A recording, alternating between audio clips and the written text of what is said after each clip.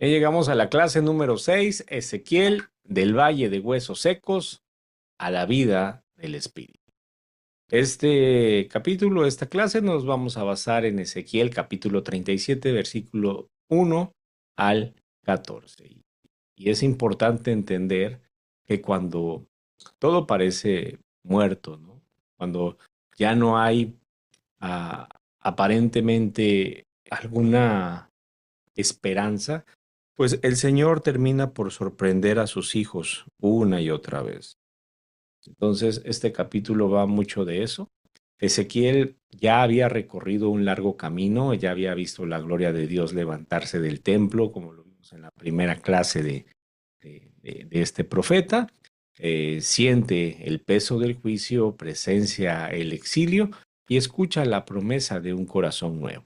Y ahora que parece que ya todo se le fue revelado, que ya no hay más que mostrarle, Dios termina por llevarlo a un lugar desolador, el lugar más triste, creo yo, que podemos encontrar en toda la escritura, que es un valle lleno de huesos secos. Um, Dice la palabra, me llevó en el espíritu de Jehová y me puso en medio de un valle que estaba lleno de huesos, y me hizo pasar cerca de ellos por todo en derredor, y he aquí que eran muchísimos sobre la faz del campo, y por cierto secos en gran manera. Mm, Podemos imaginarnos, ¿no? Podemos imaginarnos esa llanura llena de huesos donde el viento está soplando y al parecer son miles y miles de huesos. Estos huesos pues probablemente ya están blanqueados por el sol. Hay silencio, no se escucha nada, no hay un canto, no hay una oración. Solamente podemos entender, ¿no? Que hay el eco de lo que alguna vez terminó por ser un ejército, eh, el ejército de una nación, la gente que alguna vez tuvo fe. Y bueno, pues Ezequiel lo que está viendo no es un campo de batalla, está viendo la condición espiritual de Israel. El pueblo que había sido llamado a reflejar la gloria de Dios, ahora ya estaba seco, fragmentado, estaba disperso, ¿no? Entonces estos cuerpos dormidos eh, están, eh, están ya tan dormidos, ¿no? Que han caído en el punto que ya ni siquiera son cuerpos, ¿no? Como gente muerta, sino que terminan por ser huesos, ya no tienen carne, ya no tienen aliento, ya no hay esperanza. Y eso es lo que quiere Dios que el profeta entienda, que ya no hay vida posible sin su espíritu. Podríamos ejemplificarlo, decir, mira, antes de restaurar, Dios revela, porque antes de que Él sople vida, tiene que mostrar la muerte, porque al final, piénsenlo, cómo lo han vivido ustedes. Nadie valora el poder del Espíritu hasta que se enfrenta la sequedad de su propia alma. Seguramente todos decimos, estamos bien, no necesitamos de Dios hasta que tenemos una enfermedad, hasta que tenemos una necesidad, hasta que nos pasa un accidente, ¿no? Y ahí sí, queremos correr a Dios. Entonces, Dios sabe mucho de esto, ¿no? Él conoce, entonces, pues, él hace ver que nadie va a valorar el poder del Espíritu hasta que enfrenten esa sequedad. Y Juan Calvino dice, Dios primero nos hace sentir nuestra miseria para que busquemos en Él la vida. Solo quien ha visto su valle de huesos secos entiende lo que significa el soplo del Espíritu. Y reflexionen, pensemos en esto, ¿no? ¿Cuántas veces no hemos estado así? Ahí, en medio del valle, es donde va a comenzar el milagro. Dios no rehúye los lugares secos, los busca, Él los señala y Él termina por transformarlos. Ezequiel, en este momento de la narración, él está a punto de presenciar cómo la palabra y el espíritu convierten muerte en vida y desesperanza en propósito. Este mensaje, bueno, pues cruza el tiempo, porque Dios todavía sopla sobre los valles secos, sobre las iglesias sin pasión, sobre familias que a lo mejor han perdido la fe, corazones que ya no sienten y cuando su voz dice, profetiza, pues la tumba, ¿no?, se convierte en terreno fértil para la resurrección. Y esto nos lleva a nuestro primer punto, que es el valle, o la visión, perdón, del valle y la obra vivificadora del Espíritu. Ahora Ezequiel no fue llevado a este viaje a este valle por curiosidad. Él es llevado por un propósito específico, ¿no? Dios lo transporta ahí, no porque lo quiera asustar, sino para enseñarle cómo obra el Espíritu. El profeta no está soñando, él está presenciando una lección importantísima que Dios quiere mostrar a la humanidad. El valle no es un lugar geográfico, es más bien una parábola visual. Así se ve el pueblo, ¿no? Dice Dios. Así se ve el pueblo cuando la gloria se ha ido, cuando la fe se enfría, cuando la vida espiritual se apaga. Y dice eh, la palabra en el versículo 3, y me dijo, hijo de hombre, ¿vivirán estos huesos? Y dije, Señor Jehová, tú lo sabes. Y de cierta manera, no es solamente una prueba para que Ezequiel, ¿no? De cierta manera pueda atravesarla, sino que más bien es una confrontación teológica, porque le está diciendo, ¿crees que yo puedo dar vida donde ya no hay nada? Y Ezequiel, pues naturalmente le responde, ¿no? De una manera, pues no muy optimista. A lo mejor podría haber dicho, oh, sí, seguro vivirán, ¿no? A lo mejor un poco fatalista, ¿no? Ya todo está perdido, pero eh, lo hace, lo podemos ver que lo hace de una manera con mucha fe, ¿no? Le dice, Señor, tú lo sabes. Entonces, vemos que esta frase pues es muy breve, pero es muy profunda y es como una síntesis de nuestra teología, porque reconoce que la vida le pertenece a Dios, no depende del esfuerzo del hombre, ni de la voluntad, ni de su mérito, sino del soplo soberano del Espíritu. A esto Calvino dice, así como la creación vino del soplo divino, también la nueva vida del alma depende únicamente del Espíritu que procede de Dios. Y fíjense que desde el principio la escritura mantiene este hilo. En Génesis capítulo 2, versículo 7, dice que Dios sopló aliento de vida en Adán y el hombre fue hecho un ser viviente. Después en Ezequiel capítulo 37 vamos a ver el mismo soplo de vida a un pueblo que está muerto. Juan capítulo 20, versículo 22 dice, Jesús sopla sobre sus discípulos y dice, recibid el Espíritu Santo. Entonces, el mismo aliento, la misma vida, el mismo Dios. Ahora Ezequiel está viendo en visión lo que siglos después se iba a cumplir en Pentecostés. La vida espiritual obviamente no nace del esfuerzo humano, sino del poder del Espíritu. Y a esto la palabra dice en Zacarías capítulo 4, versículo 6, no con ejército ni con fuerza, sino con mi espíritu, ha dicho Jehová de los ejércitos. Entonces, el espíritu no repara lo que estaba roto, sino que recrea lo que está muerto. Él no va a ajustar los huesos, lo que va a hacer es resucitarlos. Podríamos pensar que Ezequiel no está contemplando un cementerio, él está presenciando un preludio sobre la resurrección. Y en ese valle, el profeta aprende la verdad más radical del Evangelio. La esperanza no nace de lo que el hombre puede hacer, sino de lo que Dios puede soplar. Y a esto, bueno, pues nos lleva al punto siguiente, que es obviamente el poder de la palabra proclamada. Profetiza, hijo de hombre.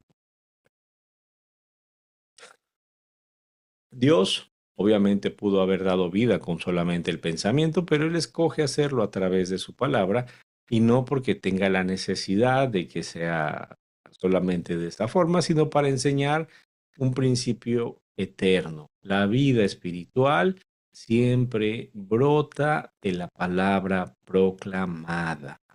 Y es, dice la palabra, profetiza sobre estos huesos y diles, huesos secos, oíd palabra de Jehová. Así ha dicho Jehová el Señor a estos huesos. He aquí, yo hago entrar espíritu en vosotros y viviréis. Vamos a ver que esto es un mandato paradójico, como muchas cosas que vemos en la escritura, porque Dios ordena al profeta a hablarle a lo que no puede escuchar. Entonces Ezequiel predica donde no hay un eco, donde no hay una respuesta, donde no hay fe.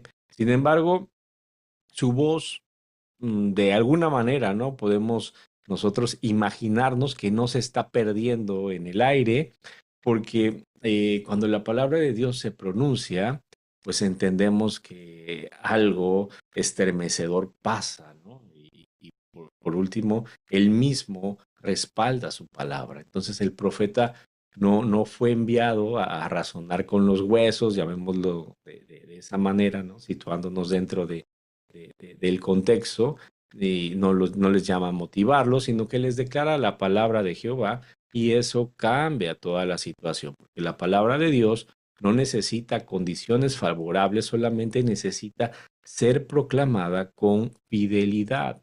Martín Lutero decía, el Espíritu Santo obra siempre junto con la palabra, nunca separado de ella. Es decir, donde la palabra se predica, el espíritu actúa; donde la palabra se silencia, la vida se apaga. Entonces, el relato dice que al profetizar, algo comenzó a moverse. Primero un ruido, luego un temblor, los huesos se unieron, vino tendón, carne, piel, pero todavía faltaba algo, que era el aliento de vida. La 12 dice Ezequiel, en el versículo 8, y vi que habían crecido los nervios y la carne había subido sobre ellos y la piel los había cubierto por encima, pero no había en ellos espíritu. Y esto es muy interesante porque, bueno, para nosotros el día de hoy podemos tener iglesias organizadas, tenemos ministerios activos, tenemos equipos eficientes, personas muy preparadas al frente de la iglesia, pero sin el espíritu, hermanos, no hay vida. Si no está el espíritu, eh, solamente hay movimiento, solamente es un show, solamente es entretenimiento, porque no hay vida. Calvino nos advierte algo muy importante. Dice que no hay nada más vano que la forma externa de religión sin el poder del espíritu. En otras palabras, la palabra puede estructurar, pero solamente el espíritu vivifica. La predicación puede reunir a mucha gente. Puedes ser un predicador elocuente, ¿no? Algún speaker muy bien preparado, pero al final solamente el que hace la obra, el que transforma a la gente, va a ser el Espíritu. Ezequiel aprende algo que todo predicador fiel a la palabra debe de recordar. La eficacia no está en la voz del profeta, no está en la voz del que tiene la palabra, sino en el poder precisamente de la palabra, ¿no? Por eso Dios no le dice, ve y convéncelo, sino le dice, profetiza, hijo de hombre. Y nos vamos un poquito atrás, Isaías capítulo 55, versículo 11, dice, así será mi palabra que sale de mi boca. No volverá a mí vacía, sino que hará lo que yo quiero y será prosperada en aquello para que la envíe. De pronto me acuerdo mucho de quizás nuestras abuelitas, ¿no? O nuestras mamás que decían, la palabra de Dios nunca vuelve vacía. Prediquen, ¿no? No sé si a algunos les pasó así, o hablen de la palabra, evangelicen, ¿no? Porque no importa que al parecer no te estén escuchando, sino que la palabra de Dios nunca vuelve vacía, ¿no? Era algo que al menos a mí me lo decían mucho. Y bueno, cada vez que alguien predica fielmente la palabra, aunque parezca que nadie está escuchando, obviamente me gusta pensar a mí que de alguna manera el cielo no está temblando como en aquel valle. La palabra no solamente es un discurso bien estructurado, ¿no? A lo mejor, pues humanamente Cuando preparas un sermón, pues bueno, tienes un gancho introductorio, tienes la introducción, tienes el planteamiento del problema, tienes a lo mejor ya empiezas a hacer, ¿no?, la exposición del capítulo que estás abordando, una conclusión y un cierre, ¿no? Pero al final, eso está por demás en el ámbito espiritual. Obviamente te tienes que preparar, tienes que hacer las cosas bien, pero todo eso, hermanos, termina haciéndose a un lado, porque cuando el Espíritu acompaña la palabra, lo muerto resucita. Los corazones son transformados y no es por el predicador, no es por la persona que está al frente, sino porque es el Espíritu. Y este espíritu, bueno, nos va a llevar al soplo que revive. Ven de los cuatro vientos, espíritu. Y bueno, hasta aquí, Ezequiel ha obedecido, ha hablado a los huesos y los huesos se han movido, hay forma y estructura, hay apariencia, pero todavía no hay vida. A esto nos dice en el 9 y en el 10, profetiza el espíritu y profeticé como me habían mandado y entró espíritu en ellos y vivieron y estuvieron sobre sus pies un ejército grande en extremo. Es, es muy bonito, ¿no? Imaginarnos esta escena, porque vemos que el mismo Dios que mandó a hablar a los huesos, ahora le ordena hablar al espíritu, como si le estuviera diciendo, ¿no? ¿Ya viste lo que la palabra puede hacer? Te muestro lo que la palabra hace primero y ahora vas a ver lo que solamente mi espíritu puede completar. Ese, este momento yo creo que es el punto definitivo de la visión. La palabra había preparado al cuerpo, pero solamente el espíritu es lo que va a encender el alma, ¿no? Lo que les estoy diciendo acerca del ejemplo de la predicación. Ahora, John Owen dice, el Espíritu no solo aplica la redención, sino que la hace efectiva al vivificar lo que estaba muerto. Está diciendo, en otras palabras, es que Cristo ganó la vida en la cruz, pero el Espíritu es quien la sopla en los corazones. Ezequiel escucha la orden de Dios, ven de los cuatro vientos, Espíritu, y bueno, no pensemos, ¿no?, que es una dirección geográfica, sino que es una imagen nada más de la soberanía universal de Dios, ¿no? El Espíritu sopla desde el norte, el sur, el oriente, el occidente. Nos está recordando nada más que no hay rincón donde el poder de Dios no pueda llegar, ¿no? Porque a ver, quizás haya alguien que toma estas palabras y hace de esto una nueva doctrina y empieza a decir, ¿no? El Espíritu de los cuatro vientos y cosas así, pero bueno, no, solamente se refiere a esto. Dice Juan, capítulo 3 versículo 8, el viento sopla de donde quiere y oye su sonido, mas ni sabes de dónde viene ni a dónde va. Así es todo aquel que es nacido del Espíritu. Ese soplo misterioso, ese soplo, llamémoslo irresistible, que entra en el valle, pues cruza entre los huesos, cruza la muerte y retrocede, ¿no? Hace retroceder la muerte de la vida. Es como que a lo mejor una separación, me lo imagino así. Lo que veía Ezequiel como un cementerio, pues ahora se convierte pues ya en un campo de batalla listo para servir. Lo que había visto como silencio, pues ya es alabanza, lo que estaba disperso, bueno, ya se ha unido.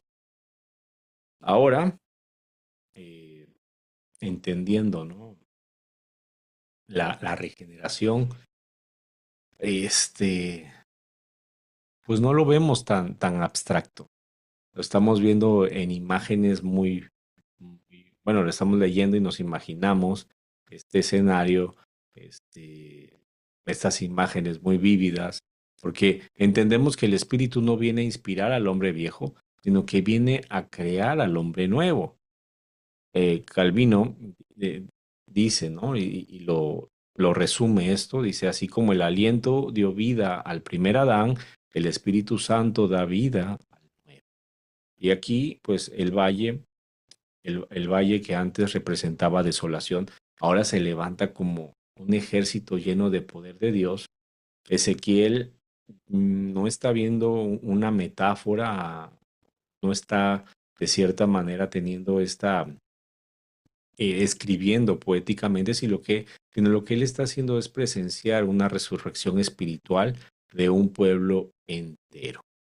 Y bueno, pues esto llega hasta nosotros y entendemos que lo que la ley no pudo hacer, lo que los rituales no lograron hacer, lo que la fuerza humana no alcanzó a hacer en tantos siglos, el Espíritu lo realiza con un solo soplo. Eh, Zacarías capítulo 4 versículo 6 lo volvemos a repetir, dice, no con ejército ni con fuerzas, sino con mi espíritu, ha dicho Jehová de los ejércitos. Porque entendemos que donde hay espíritu hay vida, donde sopla su presencia, todo lo muerto vuelve a moverse y ese mismo viento, ¿no? El que un día recorrió el valle de Ezequiel, pues hoy por hoy sigue soplando, trayendo vida a corazones que creían haber llegado al final. De pronto hay mucha gente que piensa que sus mejores años ya pasaron, gente que está apagada, gente que está en depresión. Entonces, pues hay que entender esta parte que es muy importante. Ahora, vamos a entender todo esto qué significado tiene. En el punto 4, este, vemos que ya el Espíritu ha soplado, el valle cobra vida, pero Dios ahora lleva a Ezequiel o lo traslada a una segunda escena. No solamente eh, estamos ahí viendo la restauración espiritual, sino que también vemos la reunificación del pueblo de Dios. En el 37, 16 al 17 dice, ahora toma ahora un palo y escribe en él, para Judá y para los hijos de Israel sus compañeros. Toma después otro palo y escribe en él, para José, palo de Efraín y para toda la casa de Israel sus compañeros. Júntalos luego el uno con el otro para que sean uno solo y serán uno solo en tu mano. Y esto es muy simbólico porque durante siglos Israel había estado dividido. Recuerden, el reino del norte, Efraín, ¿no? Y el reino del sur, Judá. Dos historias, dos identidades, dos caminos, pero pues al fin y al cabo un solo Dios. Dios aquí le muestra al profeta que la restauración verdadera no consiste solamente en revivir individuos, revivir personas, sino la reconciliación entre los hermanos. En el 22 dice, y los haré una nación en la tierra, en los montes de Israel, y un rey será a todos ellos por rey. Y nunca más serán dos naciones, ni nunca más serán divididos en dos reinos. Ahora el mismo espíritu que da vida al hueso seco, ahora une lo que el pecado había fragmentado. Aquí se revela este principio, ¿no? Del espíritu. Nos dice que el espíritu no solo vivifica, sino que también termina por unificar. Y Calvino dice que donde el espíritu de Dios reina desaparecen las divisiones, porque el mismo espíritu que nos da vida nos hace uno en Cristo. Y ese rey único del que está hablando el texto, pues no es otro que pues, nuestro Señor Jesucristo, el buen pastor. Él no viene a reconstruir un reino político, sino que viene a formar un pueblo redimido bajo un solo Señor. Dice dice Juan capítulo 10, versículo 16, también tengo otras ovejas que no son de este redil. Aquellas también debo traer y oirán mi voz y habrá un rebaño y un pastor. Lo que Ezequiel ve en figuras, en símbolos, bueno, Jesús lo cumple en plenitud. Él reúne lo que estaba disperso, que eran judíos y gentiles, pobres y ricos, santos y pecadores, todos unidos bajo el mismo cayado del pastor eterno. Martín Lutero dice, Cristo no vino a profundizar a fundar muchas iglesias, ¿no? Sino una sola, unida por su palabra y su espíritu. Por eso, donde el espíritu sopla, la iglesia deja de ser una colección de individuos y se convierte en un cuerpo vivo. Recuerden que los padres fundadores, ellos hacían mucho énfasis, ¿no? En que la iglesia era el cuerpo de Cristo, éramos uno solo. Y a esto, pues nos hemos separado mucho, ¿no? Porque hoy en día, con tantas denominaciones, pues debería de dolernos, ¿no? Lo que le pasa a nuestro hermano, pero a lo mejor si hay un problema en nuestra iglesia, pues difícilmente le va a importar a alguien de otra iglesia, ¿no? Si pasa algo en la iglesia, pues está, ¿no? Cerca aquí de la iglesia, pues difícilmente también nos vamos a enterar nosotros. ¿Por qué? Porque vivimos hoy por hoy como aislados, ¿no? Pero entendamos y busquemos siempre por llegar a esa unidad, ¿no? Al menos con nuestra pequeña comunidad de fe, con nuestra pequeña iglesia local, llamémosla así.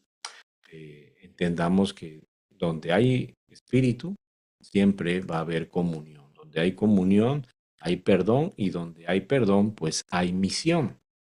Podríamos pensar que los huesos secos representan la muerte, el soplo representa la vida y la unión de los palos representa la comunión.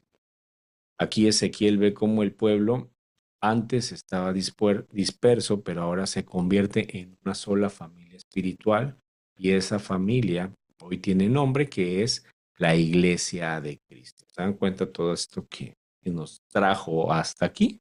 Dice Efesios, un cuerpo y un espíritu, como fuisteis también llamados en una misma esperanza de vuestra vocación. Un Señor, una fe, un bautismo, un Dios y un Padre de todos, el cual es sobre todos y por todos y en todos. Cuando el Espíritu, cuando el Espíritu sopla, los huesos se levantan, los hermanos se abrazan, porque la evidencia más clara de un avivamiento, pues no está en los milagros. La evidencia más clara, y esto lo digo con mucho respeto, porque a veces podría malinterpretarse o pensar que se dice algo en contra de alguien, pero yo siempre lo he pensado de esta manera. Si alguien tiene algo en contra de alguien dentro de la iglesia, pues difícilmente existe una buena comunión con Dios, con la persona que tiene el problema, porque no entenderíamos cómo no puede haber una unidad, cómo no puede haber esta reconciliación, cómo no puede haber esta paz. Y tristemente, hoy por hoy, la iglesia, eh, no esta, ¿no? Sino que a nivel mundial, pensemos que las iglesias están llenas de gente que busca contender, que hay chismes, que hay divisiones, que hay, eh, se levanta falso testimonio, tantas cosas, ¿no? Que al final nos estamos dando cuenta que no pertenecen a, a la idea, ¿no? O no debería de existir. O yo como cristiano no debería de permitirme tener esos malos pensamientos en contra de mi hermano, en contra de mi hermana, en contra del servidor, del pastor, de la gente, ¿no? Que a lo mejor me dicen siéntate aquí, no me gusta, me voy para atrás.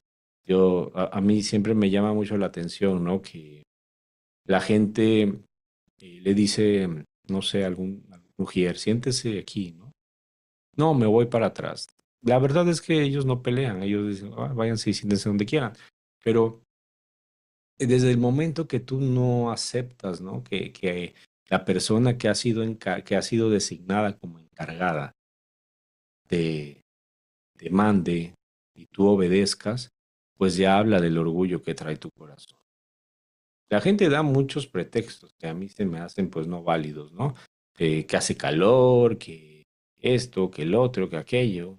Al final se quieren sentar donde quieren, donde se les antoja. Entonces, no hay razón válida para querer sentarme donde yo quiera y no obedecer la indicación. Y eso es un ejemplo muy, muy sencillo, ¿no? A lo mejor quizá haya alguien que, ¿no? que diga, ah, pues me pega el aire acondicionado de frente y no me puedo sentar ahí. Pero también yo creo que es una exageración, puesto que tampoco lo tienen así como que de frente, ¿verdad? Pero bueno, cada quien tendrá sus motivos. Ahora, para terminar, pues vamos al punto 28, que es la iglesia revive cuando el Espíritu sopla sobre la palabra. Retomando un poco esto, el Valle de Huesos Secos no es solamente una visión del pasado, sino que es una fotografía que nosotros debemos de traer a nuestro presente cada vez que el pueblo de Dios deja de depender del Espíritu, de la palabra. El valle pues vuelve a repetirse. Podemos tener una bonita iglesia, podemos tener las luces, podemos tener eh, buenos cantantes, puede haber buenos programas, ¿no? O a lo mejor una muy buena estructura, pero si no está el soplo del espíritu, todo solamente es digamos, un esqueleto, ¿no? Anatomía, pero no tiene vida. Zacarías eh, dice nuevamente, no con ejército ni con fuerza, sino con mi espíritu, ha dicho Jehová de los ejércitos. Y después de repetírselos 3 veces, me imagino que ya les queda claro. Porque Ezequiel vio huesos transformarse en un ejército. Y esa es la imagen más clara de lo que Dios puede hacer con su iglesia cuando se rinde a su espíritu y a su palabra. Dice Calvino, la palabra sin el espíritu es letra muerta. El espíritu sin la palabra es ilusión. Entonces la palabra va a ser el esqueleto de la fe y el espíritu es el aliento que la hace caminar. Sin palabra vamos a perdernos la verdad, sin el espíritu nos vamos a perder la vida. En el 37:10 dice, y profeticé como me había mandado, y entró espíritu en ellos, y vivieron, y estuvieron sobre sus pies un ejército grande en extremo. Esto es lo que Dios sigue haciendo hasta el día de hoy, levantando a su iglesia como un ejército vivo, no por estrategias humanas, sino por el poder de su espíritu, soplando sobre su palabra. En la mañana me preguntaba una hermana, ¿cómo nos habla Dios? Bueno, sobre la palabra. Así termina la visión. Así es como se abre una esperanza para todos. Dios, que juzgó a Israel por su idolatría, ahora está restaurando con misericordia. En algún momento la gloria de Dios se aparta del templo, ahora vemos que sopla nueva vida sobre los huesos. Y a esto Lutero dice que el espíritu y la palabra son dos manos con las que Dios forma y mantiene su iglesia. Así sigue siendo. La iglesia no revive con más ruido. No es que nos sentemos a platicar cómo le podemos hacer para atraer más gente o para que la gente venga más a la iglesia o para que haya algo más divertido o que la gente se interese más, ¿no? No funciona así. Habrá quien sí lo quiera manejar de esa manera, pero nosotros entendemos que no funciona de esa manera. Es con el espíritu. No se resucita con métodos humanos, sino con la palabra de Dios. Cada vez que la palabra de Dios es proclamada fielmente, con fe, el Espíritu sopla con poder.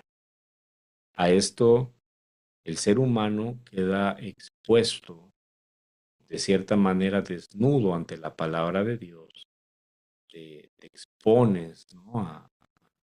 esta majestuosidad y, y al final no debes de quedar igual.